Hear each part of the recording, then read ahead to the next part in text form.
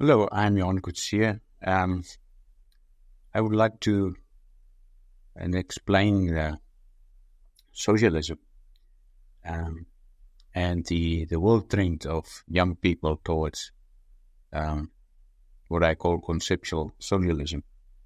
Now, basically, what is socialism to start with?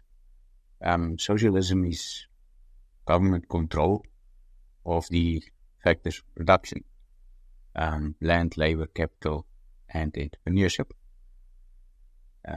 So it means basically that government control all the resources in order to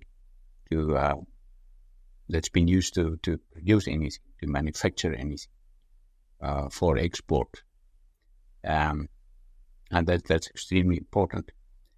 Now, capitalism, on the other hand, means that the factors of production, as mentioned already, are in the control of the private sector, private businesses, and the government provide guaranteeing of property rights, of law and order, and that's important for contracts and executing contracts.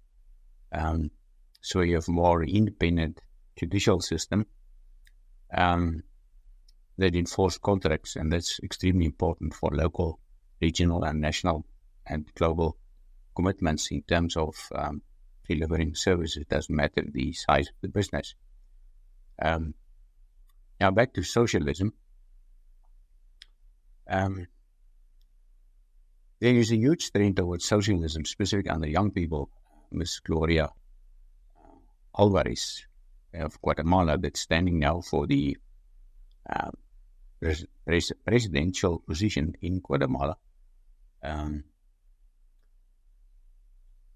is very informative about socialism.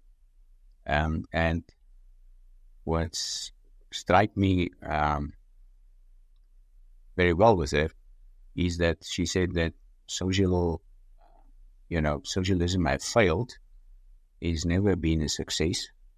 And the reason why, as to why socialists normally claim that it wasn't a success, and that it will be a success next time, is they say, just like Joe Slovo have said in South Africa, and next time we will get it right.